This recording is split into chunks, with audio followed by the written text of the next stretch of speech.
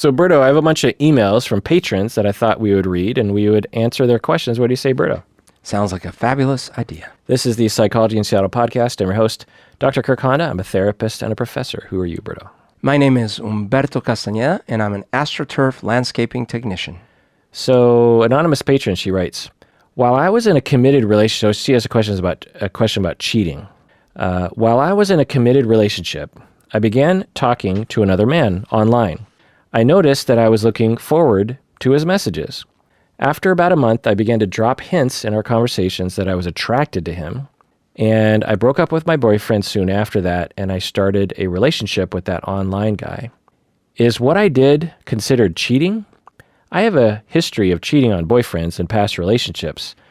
I feel like I did the right thing this time around, and I don't want to be seen as someone who cheats. Is what I did considered cheating? Berto, what do you think? So the timing is, so she was in a relationship. And she was flirting with a guy online. Yeah, but then she still ended the relationship before. But the flirt, okay, so the question is the flirting count as the cheating? Online flirting that, it with someone consistently over time. You know, she wasn't just flirting with a bunch of people. She was flirting with one particular guy. I still feel like this is the right way to do it. So look, you are sometimes going to find someone new. And like, you kind of can't have one without the other. In other words, imagine you go to the party and you meet someone, and you have a good conversation. And it's a little flirty. Do you in that moment go, oh God, I've cheated. I'm ending my honey, we have to end our relationship. I cheated. Of course not. But then where does that line drop? Well, then you say, well, I'll never talk to this person again. Maybe, but what if you like the conversation? So then you talk again, and then you realize that you're texting. Now it is flirting, and it's happening. And then you have a decision to make. Do you keep going surreptitiously? Do you actually go on to a full-fledged affair? Or do you realize that, okay, this is really happening, and then you make a decision that I'm not happy in my current relationship. This is seeming really interesting, so I'm going to end my current relationship and move on to this other thing. I think that's the right way to do it. Yeah, I can't disagree with that. The part of the other sort of angle to this, which is sort of in opposition to what you're saying, but I'm not saying I completely agree with it, is that cheating by its definition is having a relationship with someone else or doing something with someone else that would knowingly hurt your partner if they found out. If your partner found out, your past partner found out that you were having an ongoing flirt with someone. And, you know, Berto's story condensed it down pretty far. If you were flirting with someone online for, a couple months, knowing that you were flirting, is that cheating? Well, I think that it's possible that if your partner heard about it, they'd be hurt.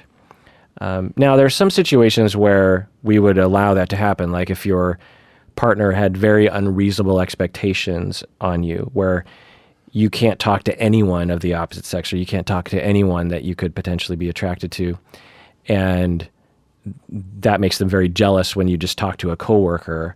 Well, that's not cheating because that's just normal human behavior to talk with someone at work. So, there's a lot of nuances here, but technically speaking, yes, it was cheating. You were doing something that your partner would have been hurt by. And if your partner had done it to you, you probably would have been hurt by that too. Now, on the scale of things, it was pretty small. And as Berto was saying, you took appropriate action. I don't know how quick, but you decided, I don't know if this was what precipitated the breakup, but you're like, okay, I'm going to break up now. I mean, certainly we could imagine worse things happening, right? Yeah, absolutely. And I guess maybe that's the other way to look at it is there's probably only two main categories for a breakup happening. And I know I'm super simplifying, but one category is independent of another human, you decide you don't want to be in that relationship. So then you leave the relationship. And then the other major category is because of another human, you decide to leave the relationship. So if we leave the first category alone, because in this case, and when we look at the second category, what is the version of that category that causes the least amount of pain? And I think this is it. Because certainly you can't have that second category out of the blue, not even talking, right? You can't be like walking down with your significant other and you don't even see, but you sense that there's someone and you're like, oh, we're breaking up. I'm going with that other person that I haven't even seen. That's ridiculous. You obviously had to have interactions, probably really good ones over time. But the question is, did you have was it for years? Did you have sex? Did you have all these other things? Did you that is the difference. I think, I don't know how long this lasted, but in the realm of you want to break up because of another human being, this is probably the least amount of pain. It's like, yeah, I'm hurt because you texted, but I guess that's better than a lot of the alternatives I could have imagined. Yeah, absolutely. It's better than the alternatives. But another angle to this is how aware is this person of their feelings toward their current partner? And might they have, if they had awareness, would they have noticed months prior that they weren't into the relationship enough such that they were susceptible to flirting with another person online? Right. They go on with the email here. I'm trying to make an effort into understanding my own feelings before jumping into any new relationship so that I will not continue to fall into cycles of cheating on a partner since I have a problem with this in my past. Your thoughts on my situation would be greatly appreciated. So what I have to say to this is, obviously go to therapy and explore the precursors to cheating, because I'm guessing that if you have a pattern of cheating, and perhaps in previous relationships it was to a higher degree, then you want to figure out what's going on there. Is it just complete lack of awareness in terms of your own ability to evaluate how committed you are to someone? Is it intimidation by other people? Is it passivity that makes you want to be in a relationship outwardly, but inwardly you're actually not in it? Other reasons specifically for cheating, though, are passive aggression. There are a lot of people who suffer from passive aggressive personality disorder. I've treated lots of people. I have lots of people who have emailed me about this, who suffer from this, who, because they were abused growing up, they couldn't express their hostility or their anger or their assertiveness, and so they come across as extremely nice. In fact, they might come across as the nicest people on the planet, but underneath it all is extreme anger and extreme hostility and extreme resentment, and it'll sneak out in behaviors like cheating. And when you're in a relationship with someone romantically, you're going to have anger towards them occasionally. And if you can't express that in any healthy way, then it risks coming out in the form of cheating, which is a obvious way of expressing hostility, at least passively, to your partner. It's like, I'm going to get back at you by cheating on you. Also, some people are anxious about breaking up, and they will stay in a relationship longer than they want to because they're just afraid of the disapproval involved in breaking up. Substance abuse can also cause a lot of cheating. Self-punishment also. Some people are actually punitive to the self and will cheat as a way of punishing themselves. I've actually treated people like that. And there's also impaired empathy. There are plenty of people who, for various reasons, just have a hard time knowing what it's like for other people to be hurt. I've treated people like that too, who will cheat or do other kinds of things and just have a vibe that just doesn't include other people in their minds. They don't think about what impact it actually has on other people. They're more of a childish sense of like what they're entitled to. You know what I mean? Yeah. So now, anonymous patron, I have no idea about you. It sounds like you care about people, and it sounds like you did the right thing, and it sounds like on the innocent side of cheating. But let's not make a mistake that in any relationship, if you're flirting with someone online while you're in a committed relationship, and that committed relationship involves not doing things like that, then you're technically cheating. Yeah. And let's not tiptoe around that. And as a therapist, I actually hate it when other therapists will make excuses for things like that. You know, when it's their client and the client comes to them and say, so is it cheating that I did this? And the therapist, because they want to be nice to the client or something, like, no, it's fine. You didn't like your partner anymore. And I'm like, no, like it's still lying. It's still knowingly doing something that's going to harm another person. Now we don't want to shame people per se. I mean, there's all sorts of circumstances that people are in, but as an industry, I find that my industry is just amoral when it comes to these sorts of things. If you had a client that came in and said, I'm having a hard time dating and trusting people because my previous partner cheated with someone while they were online. For like 5 months I found their phone and they had been flirting with someone for 5 months, and I thought this person loved me, and I thought this person cared about me. I thought this person respected me. And all the while behind my back, they were cheating, and who knows what else they were doing. And I have a hard time cheating. Well, if a therapist heard a client say that, you would think that this person who cheated, you would be like, how dare you? Right. Look what you did to my client. So, let's not make excuses for even ourselves when we do things that are dishonest and knowingly potentially harmful to another human being. It's not okay. We all understand that in kindergarten, we're taught not to lie, and lying by omission is lying. Now, there are circumstances that will lead to this, and we don't want to shame ourselves into a grave by any means. Everyone does this, by the way, but let's not make excuses for it. It is what it is, and you, an honest patron, are trying to explore that, and you have been, and that's great. And it'll benefit you mostly to explore this, and also your potential partners. Yep. An honest patron says, I have a friend. She keeps reaching out and wants to chat with me, and we set up a time to talk, and she frequently forgets about our times to talk, or she wants to push it 30 minutes into the future, which she does several times a day. I sort of want to get rid of her, but I don't know how. Not sure how to deal with this personality type. I'm pretty frustrated and irritable about the whole interaction. Berto, what do you think? Oh man, I can relate from the other side. I mean, not exactly, but as you know, I've gotten so much better. Okay, so first of all, I notoriously struggled with being on time to places, and also sort of like last minute changes of plans and things like that. I don't know exactly. Oh no, I do know. I guess we've sorted this out before, because I always thought, well, I don't get it. My dad was always super punctual and always drilling it into my head how punctual we have to be. But then my other side of my family was so not punctual, so over the top not punctual.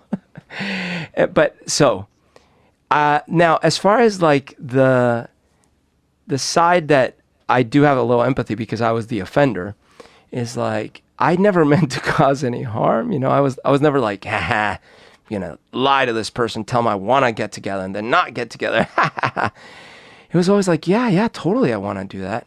And then, but then my inefficiencies caught up with me, and then I'm like, oh man, okay, so I need to be there in 20 minutes. Okay, well, great. It takes 15 minutes to drive. Okay, I'll leave 10 minutes after. I'll be there as soon as I can. Shoot. So there was a time where I was going to a birthday party, and I couldn't find the place, and it kept getting later and later, and it got so late that I eventually just didn't go, and I never talked to that person again. It was not like one of my best friends or something, but it was a coworker, and they had invited me and a few other people, and I just felt so embarrassed that I couldn't bring it up, and we just, we never interacted again after that. Yeah, well, so I'll tell you, Berto, that I obviously, our lives have been intertwined for, I don't know, 16 years now or something, and a long time, and we are in so many projects together. We were in bands together, podcasts together, party together, do events together. And I experienced this for sure. But I'm just going to talk about recently. So with the podcast, you're generally on time. You'll text me 5 minutes before, and you'll be like, oh my God, this thing happened. And you'll be like 5 or 10 minutes late or something. Yeah. And that I very much appreciate. I think when it comes to work, which I think the podcast kind of resides in your mind as, you actually manage it pretty well. Yeah. But I don't, before the lockdown, do you remember, we call her Medium Jen, our friend, her birthday party? It was at the French restaurant in Ballard. Yes. so I knew you were going to be there, and me and Stacy show up, and on time. We're right on time, or maybe a little bit late. I'm not sure, but we're some of the earliest couples there. And I knew that you were invited, but I was like, okay, there is a 50% chance that he shows up an hour and 45 minutes late. And there's another 50% chance that he just doesn't even show. Right. And lo and behold, I was way late. Way late. I'm trying to remember why. And then I left maybe like 20 minutes after you arrived. Yeah, because I got there and you were leaving. Because it was like, but I knew that, and I didn't lament it. I expected it. I wasn't waiting around for you, but I just knew it, and I knew that would happen, and it did. It at your own birthday, when we went to see Neil Gaiman. Yes. You were super late to your own birthday. Right. So I showed up. I showed up a little late, actually, to what is it, Wild Ginger or something, the restaurant by Ben Arroyo. Wild Ginger, yes. And everyone's there, and I just knew, But Berto's always late, Why was I late? You arrived. So we are all meeting up. We are all going to Neil Gaiman, this author. If you don't know, he's a one man. He's giving a talk at Ben Arroyo. 1,000 people in the audience, kind of a thing. Yeah. And we're all going to meet up for dinner and drinks beforehand, which obviously is the birthday portion of the birthday get-together for Umberto's birthday. Going to a show and standing and watching at a stage guy talk isn't very birthday celebratory, Right. So the birthday party was at this restaurant beforehand. Berto showed up like 23 minutes before. Maybe even shorter than that. Like maybe it was. Maybe I'm exaggerating, but anyway. But it was late. It was real late. Now, I think I know why in at fact, least I think one of those two. Did you arrive and then leave and then come back? There was some other thing like that. Anyway. No. But I think I know why in one of those two, and that one was a good reason, but I can't remember the other one. But it's always that way. And so you've clearly not fall from that apple tree when it comes to This is true. Mom's side of the family. But anyway, so anonymous patron's like, this person really hurts my feelings, and I want to get rid of her, but I don't know how. What do I do, Berto? What do you think? Man, okay, that's fair. So I guess the part that I have experienced from the flip side is I actually have a person in my life that I did stop inviting to things. But not because so much of my problem where they wouldn't show up on time. It was, they would be very conflictive at events. And so I had to but admittedly, I didn't have a conversation with the person. I wasn't like, hey, FYI, I'm not inviting you to stuff anymore. I just stopped inviting. I guess what I would say. Do I know this person?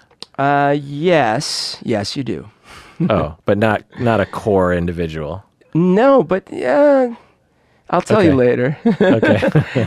Okay, but the point is that I think in this case it is important to say something because clearly it's hurting you. It's just the only thing is I wouldn't necessarily assume that it's being done maliciously. So maybe it's more about laying your boundary, like. It actually really hurts me. It affects me because I do this and then you do this. And, you have your reasons. I just want you to know. And so I can't keep doing that. And then and it's up to you if you want to put the ball in their court and see if there's a recovery from there or if you're just leaving it there. But I do think it's an important step to take. I've had to take important steps like that as I've matured, and it's been very hard for me because drawing boundaries has been hard for me to do in my life. Yeah, the short answer I'll say is on one hand, you only live life once and don't waste it dealing with people like this. So if they make you feel bad and you have other friends, then just drop it like a ton of rocks because you only live life once. And, I know people who 30 years later are just like, why am I still in this situation? And do you really want to waste 30 years of your life dealing with something, 30 precious years of your life? But on the other hand, I learned, and Berto taught me this lesson, that all friends are annoying in at least one way. And sometimes you just have to deal with it, because if every annoying thing about a friend meant rejection time, you wouldn't have any friends. So I don't know what worth this friend has, but if the friend has worth, then sometimes, it's not nice and it's unpleasant and it hurts, but all friends are going to have something that's going to bug you. All right, another question here, anonymous patron. They write, my ex-girlfriend broke up with me about a month ago. She has complex PTSD and suffers a lot. Even though she broke up with me, I still feel a sense of obligation to make her feel loved and cared for, even though we've broken up. Because I'm still a little in denial over the breakup, but also because she deserves to know that someone out there cares about her and she doesn't have a lot of people. We still talk daily, and sometimes I find myself wondering if she's going to choose to get back together with me. How do I stay connected with her and help her without falling into delusions about her rescinding the breakup? I don't want to lose this connection because I really care about her. Berto, what do you think? Oh, that's a tough spot. That's a tough spot because inevitably you're gonna feel mixed feelings, mixed messages in this. I personally feel that if your goal is actually to remain connected, you may need to give it some space so that you can stay connected in the long term. Because I think you risk in the short term, if by trying to stay too connected in the short term, making it so potentially the other person, maybe even you, but potentially the other person wants an even cleaner break. So I would tread with caution. Yeah, I agree. On one hand, it's great that you care, and breakups are messy, and that's okay. And breakups don't always have to be quote unquote clean breaks. And friendship after breakups can be wonderful. And it's great that you care and you're trying to help. And it might be overall a good thing that you're there for her and that you have a friendship. On the other hand, you might be harming yourself by staying connected and remaining in limbo. So you just have to balance out those things. All right, another anonymous patron says, he writes, I recently have felt distant from my girlfriend after being quite in love with her. So I feel distant now, but previously I was quite in love with her. This might be called falling out of love. Do people fall back in love? How can I rekindle my feelings if this is even possible? Berto, what do you think? Yeah, I mean, I believe so. Like, what is love? So love is in the moment, right? All our life is moments. You don't get to live in the past or the future. You just live in the current moments. If in the current moments, you're just not feeling it, you can try to fake it, and that might actually be helpful to some extent, but it's not inside, you'll know how you're feeling. But that also means that at different moments, you may feel differently. If there were things to begin with that you shared, that you enjoyed, that's not necessarily something that couldn't come back or a foundation that you couldn't rebuild upon. On the other hand, there's no guarantees. So one question I would have, definitely, what is it that you feel has gone missing? Do you feel, is it more on your side? Is it more on their side? And that might give clues as to whether or not there are chances. And then another question I'd ask is, how long has this been going on? And do you feel like which trend do you feel it's going in? Is it going towards like every day that passes, you're more and more unsure, you want to be less and less in this relationship?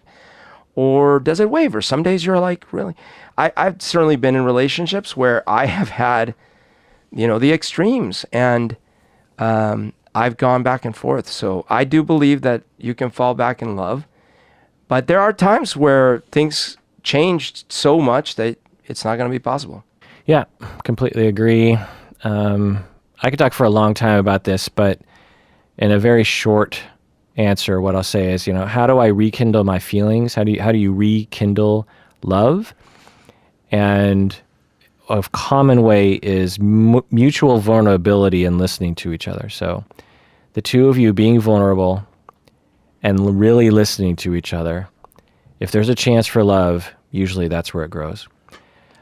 Anonymous patron says, I have a friend who I care about deeply, but I feel like our friendship is extremely unhealthy. A lot of people say that she belittles me and she bosses me around. I hate conflict, by the way. whenever I try to create some distance between her and I, or take a breather from her, as I say, she accuses me of not being a good friend. If I raise issues with our friendship, she gets extremely defensive. I know she has attachment issues, and I know she is scared to lose me. I don't want to lose our friendship either, as we have great memories together.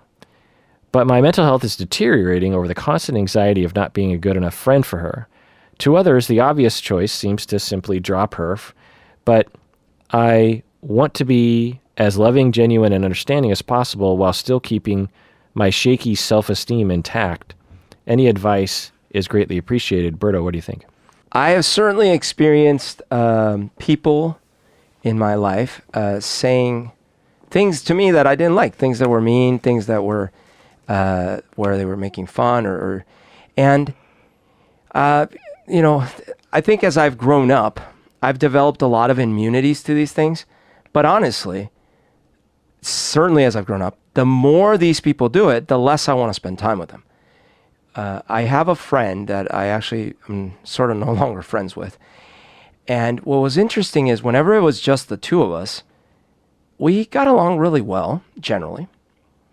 And then whenever there were three or maybe more, all of a sudden he would start, like using me as the butt of a lot of jokes and or just saying more mean things. And over time, I noticed the pattern, and I did bring it up a few times. I'm like, yeah, what's the deal here? But I always kind of wrote it off like, that's just him being that way. But it did hurt, It's like, why are you changing the way we are just because there's another person here? I think that's not an uncommon pattern, by the way. When I wonder if that's the case with you, where when it's just the two of you, maybe it's more even, but then. Yeah, you have at least two friends that do that to you, by the way, that I know of. Oh yeah, but there's more people that I know that are that way. You have at least two friends that will make fun of you in crowds because you're such a amiable person. But I think you're missing my point. I'm saying I have more than two acquaintances that are that way. With you? Yeah. Yeah. It's just that I choose not to spend time with those people. Yeah. Because it's one thing for me to be at the party and they say something like mean or abusive, and I just let it roll off me because I frankly don't care, and I have a pretty thick skin. But it's another thing for me to want to keep doing that day in and day out. Yeah. So if that person is going to be like that, I'm like, well, I don't want to hang out. Unfortunately, I have brought along with me a few individuals from when I was younger, and only now in my more later years have I started to be able to draw boundaries. Absolutely. So for me, what the patron is saying touches a sore spot. I would say be very gentle and careful with yourself. Learn how to draw that boundary. And no, it's not okay for them to be putting you down and making you feel bad. Yeah. Yeah, it's a similar answer that I had before. On one hand, all friendships have issues. And so maybe getting support and asserting your needs to change the friendship to your liking might be in order. Just really putting your foot down and saying, I know that I've said things like I want to take a breather and then you strike back at me, but if this relationship is going to continue, then you got to deal with that stuff, because if you're going to react to me in this way, I don't know if I want to be in this friendship anymore. Yep. Berto, you and I actually have a mutual friend, and he might even be listening right now. He's really a dear friend for you and me. And he would ridicule me sometimes for not knowing a particular band. Oh, yes. Yeah. And I would secretly take it, and I think he just thought it was just a way of ribbing each other a little bit. And then I was harboring hurt around that, just a little bit over time. And then one day we were at this show, and, I had a couple drinks, and he did it again, and I was just like, you always do that. Will you not? And I laid it all out because I had it all kind of not practice, but kind of rolling around in my head. And he stopped. He hasn't done it since, and we've even talked about it subsequently. He's just like, yeah, I remember when you said that thing, and he was like, yeah, I didn't know I did that, he said, and he changed. And so nice. You're welcome, Berto. And So, really letting someone have it and just because they don't want to lose you either. And maybe they just don't know. And putting your foot down is a good thing. And if someone puts a foot down with you, then you listen to. On the other hand, like I was saying, life is too short, and why waste it on people that abuse you, essentially? Yeah. So that's just another thought I have. Okay, final thought here, Berto, at the end. Have we taken a break yet? I don't think we have. I don't think we did. Let's take a break. Okay, Berto, we're back from the break. I have a bunch of things I want to go over with you. A list, if you will. Ooh. I got this article from Odyssey, the website, 32 things you know when you are a Colombian. Empanadas con ají are glorious.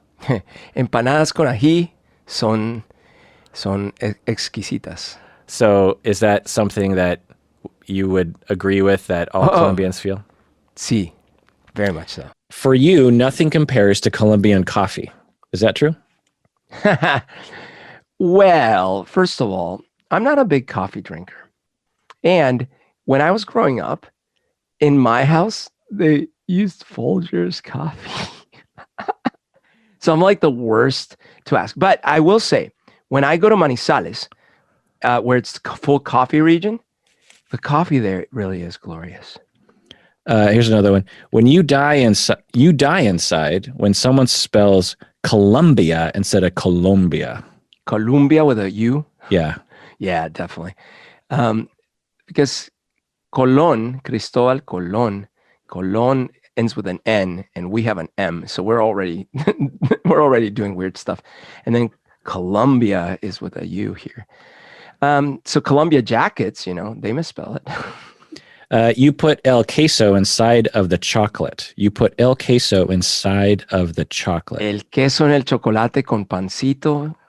Uy, qué rico. Absolutely. You got this super double cream cheese and you dip it. You don't even dip it. You just drop it into your hot chocolate.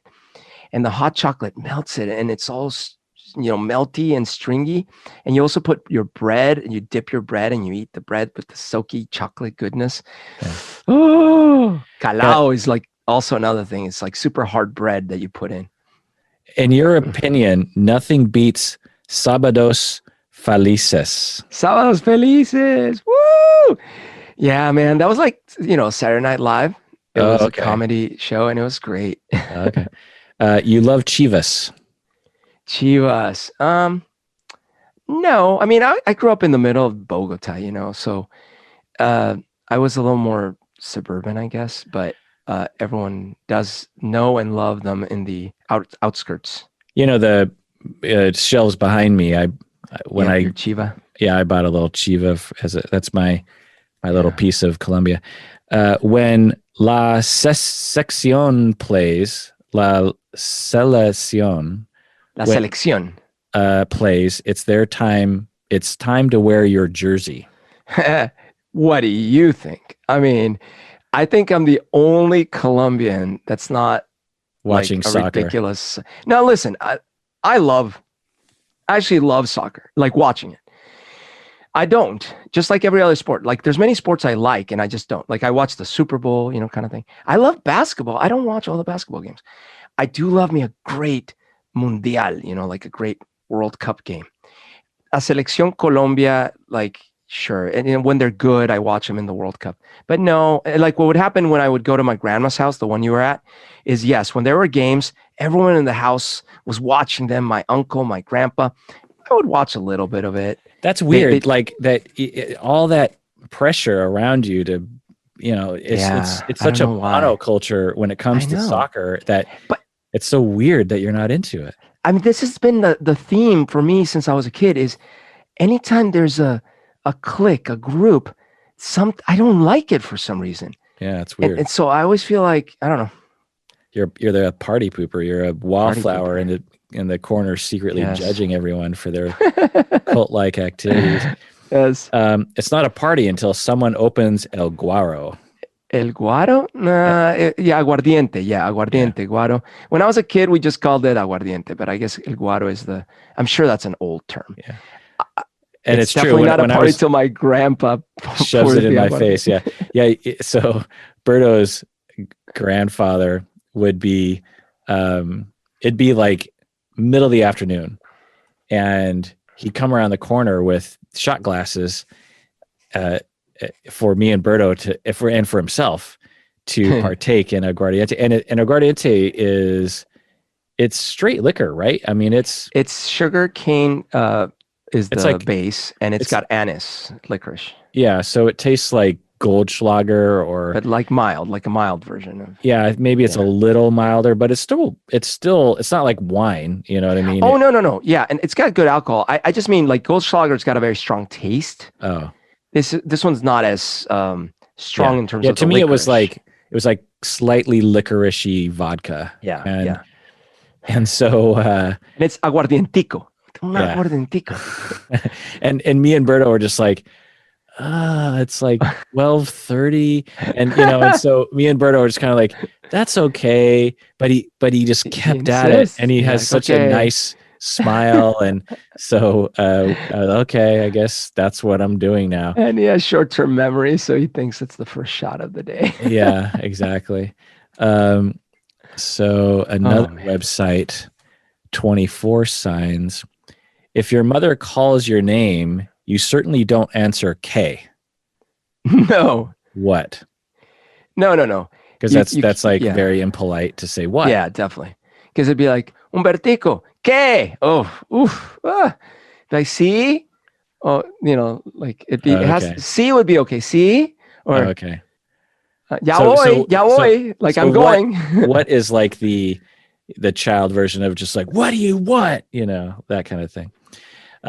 You are familiar with Pony Malta, Biba de Mm. Campeones, the Bebida de champions. campeones. Sí, Pony Malta. So Pony Malta is like, it's sort of like root beer, but it doesn't taste like root beer much at all. But it's similar as in it is derived from, everywhere like at the brewery. It's a non-alcoholic barley-based drink that's dark. It has this very nice taste that I love. And as a kid, yeah, that was a delicious drink to have. You know how to dance. Yep, I know how to dance. I got a little short-circuited on my salsa lessons because I left when I was 15. I'm really good at merengue and I'm decent at salsa. You danced until dawn and got drunk in one of the many carnivals and festivals of the country. I was a little too young for that when I left. Well, no, actually, many people are not, but I didn't live in the city that would have had that. I also didn't have the money to travel with, people. However, I definitely have done that at many clubs in Bogota. If you are invited to a friend's or family reunion, you will be there at least half an hour late. Yes, like as we said. True. But Uh, see, you see, that's a cultural thing apparently. in your childhood, it wasn't Santa bringing you presents. Nope, It es el was niño baby Jesus Dios. himself, El, little ni- Niño Dios, the el Niño. niño Dios. So it's not even baby Jesus, it's the little boy Jesus, niño Dios. Yeah. And the You, way it was is it was at midnight. Every kid stayed up till midnight apparently. You would go up to your room and check your pillow, and your pillow was like huge because they would stuff all the gifts. I mean, baby Jesus would stuff all the gifts under the pillow. yeah. You remember the devil's nose with affection. The devil's La nose? nariz del diablo, Uh, sal in peñol. Colombia, family road trips on the curved roads are a big tradition. So if you've ever been to Melgar near Bogota, Ah, Melgar. Yes, you yes. never Okay, forget okay, okay. La La nariz del Nariz. diablo. Yeah. Yeah, I remember now. I see that. I only went to Melgar like maybe 2 times when I was a kid. One time with my dad, but now this sounds familiar. So I'm clearly not as well versed in the nose of the devil. You proudly wear and display a sombrero volteado Volteado. when you live in a foreign country. I don't because I don't wear any hats whatsoever. But if I did, I probably would. You get goosebumps and cry when singing Soy Colombiano. No, I do get goosebumps. The national anthem is beautiful. I know everyone says, "Oh, our national anthem." No, the Colombian national anthem It's really pretty. And there's a few songs from there that I get goosebumps and I cry about. So here's mine for Japanese American. I'm just going to rattle through these here. You know you're Japanese American when you know that camp doesn't mean a cabin in the woods. So do you know what this refers to, Berto? Camp? Yeah. No. So internment camp. Oh, geez, I was laughing. Sorry. So we reduce Dark. camp to internment camp just to camp. That's what we call Yeah, it. I see. The men in your family were gardeners, farmers, produce workers, or plantation workers. So not my family, but my dad's parents and aunts and uncles. They all, were. In fact, I didn't know this association that Japanese people were gardeners and farmers. That when I was a teenager and I was a landscaper at a old folks home in Seattle, or in Sammamish, Issaquah, where I grew up. And I was just a lowly 16-year-old peon worker that would, weed the gardens and would do the mowing of the lawn and rake and stuff. And this old lady comes out, and there's a whole crew of like 7 of us. And this old lady comes out and says, "Young man," and I'm like, "What?" And she's like, "I want you to be my personal gardener." And I'm like, "How much you going to pay?" And she's, it was some high amount. It was like, for $50 a weekend, come to my house and be my personal gardener. And I was just like, what? I'm looking around because all my other coworkers were more experienced, way more. I mean, the coworkers have been doing landscaping for decades, Oh my God. And I'm like, why me? And so I do it. And then everyone's kind of boggled. And then I go home and I tell my dad, he's just like, "Oh, well, she's being prejudiced because you're Japanese." That, when I grew up, her generation sees us as gardeners. They don't see us as anything else. It's just like we're automatically good at gardening because, I was like, well, I'll take the money. Like now with Mexican people, the automatic assumption is that. Right. The women in your family were seamstresses, domestic workers, or farm laborers. That's not really true. Your Issei grandparents had an arranged marriage. So that would have been my great-grandparents had an arranged marriage. And they did. Your Nisei relatives, so this would have been my grandparents, were all named Tak, Tad, George, Harry, and Shig. So my grandpa, his name was George. Oh, so like they picked these standard names? Yeah. So Tak, which I don't know where that comes from, Tad, George, Harry, and Shig. So Shig is short for Shigeru. But George is my grandpa's name. Harry is Mandy's grandpa's name, my cousin Mandy. So George and Harry were brothers. And then I have an uncle Shig. Whoa. Your Nisei relatives would be Keiko, Aiko, Sumi, and Mary. And yes, I have an auntie Aiko, I have an auntie Sumi, and I have an auntie Mary. Your sansei, if you're sansei in your name, so this would be my parents' generation. These women are named Janet, Jean, Carol, and Nancy. And, my Auntie Carol. Right. That's funny. I definitely have an Auntie Janet and an Auntie Jean. So they were basically like a set of names that they would pick. Yeah. You're thinking of naming, it's sort of like with Italian Americans with Polly and Mary. And you're thinking of naming your Yonsei child, so that's my generation, a Japanese middle name. So yeah, this is pretty common to give them a white person name, but give them a Japanese middle name. That's. Do you have a middle name? I do, but it's a white. What's your middle name? Joseph. Kirk Joseph. But I'm a kind of named after my Japanese side in that I have a Japanese. My grandmother's brother's name was Joseph. Okay. My grandmother's middle name was Josephine. So it's kind of a name that was passed down through the Japanese side. Anyway. You have at least one bag of senbei in the house at all times, which is true. So senbei is rice crackers. Oh. So a little thing on senbei. So it's pronounced sem-bei. Senbei. Yeah. But in my family, we called it sim-be. Simbe. Sim-be, not sem-bei. Like neither syllable is correct. And so in my family, it's always Sinbad, Sinbad. Oh, who's got the Sinbad? Oh, how's some Sinbad? You know, Sinbad was always out. I go to Japan like 20 years ago, and I say all these things, you know, written in English, just senbei, senbei. And I'm like, huh, is that another name for Simba? And I'm with my friend who speaks fluent Japanese, and he's like, Simba, Simba. That's not a word. Simba isn't a word. But so my great grandparents came over 120 years ago.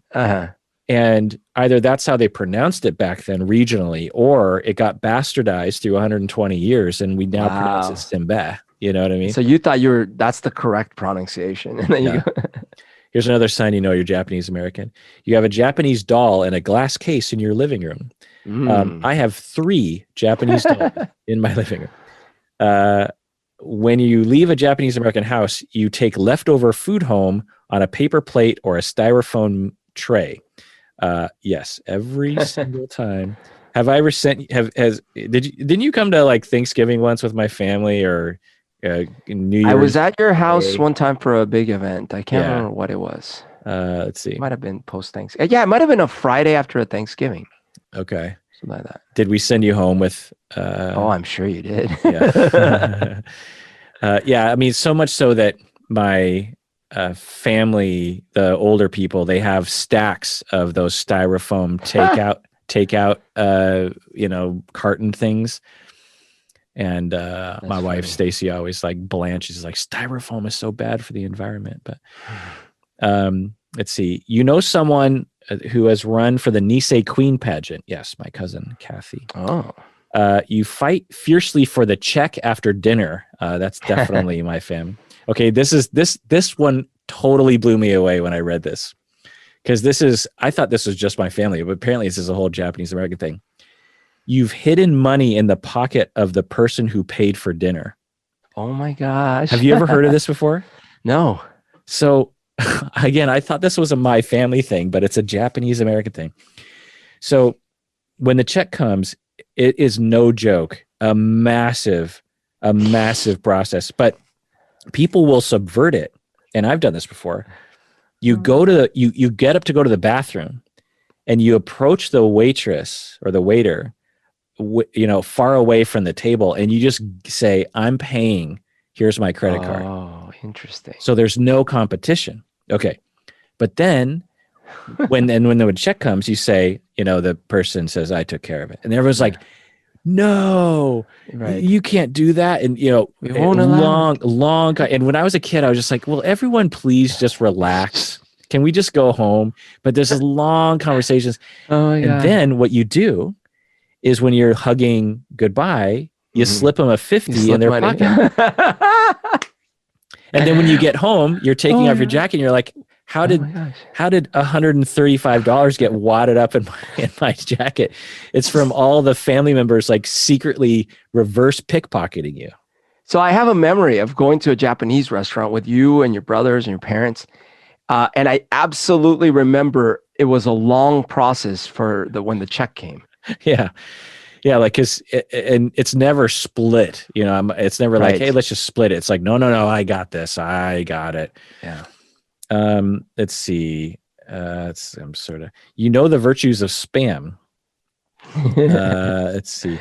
You know that to use the finger method to measure the water for your rice cooker. This is actually Asian. Do you know this? No. So when you're making rice in the rice cooker, you're supposed to measure it out by cups and everything. But the right way to do it is you use your finger and your knuckle, and you have to have water a certain distance above the rice. Like it's this, you literally put your finger down in the water to make sure I see. And and I'm always like, I remember my mom teaching me this method, and I was just like, and she's white, but she learned it from Japanese people. But I was like, well, what if your finger is longer than other people and you don't get the right amount of water? Shouldn't you just follow the directions? But of course, it's like sacrilege. Magically works out. No, okay. Now here's one that really just blew me away when I read it. You like to eat rice with spaghetti. So in my family, I've talked about this before. We ate rice, sticky white rice with everything. Yeah. And when we ate spaghetti, not only was rice on the side, it was a wall-to-wall foundation of sticky rice, and then the spaghetti is on top. Oh my God. That's hilarious. So everything, if we Everything had has rice. beef stroganoff, it was like a bed of rice, and then everything was on stew. If we had stew, it was on a bed of rice. So it's I not do just remember my on the cousins side. in Colombia would like to eat white rice with ketchup, and I always hated that. But I I don't know why. It was like a tradition to just white rice White and rice ketchup. with ketchup, yeah. Yeah.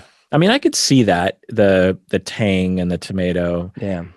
Not for me, but and this last one, bit of a downer. You know that EO 9066 isn't a zip code. Do you know what that refers to? No. It's Executive Order Oh yeah, right. 9066, signed by Ugh. FDR to imprison my family members in 1943 Eeks. or 42, 43-ish. For years, my family members were imprisoned by the federal government because of racism. And not a single one of people born in the United States thrown in fact, my Uncle Shig and my Uncle Harry.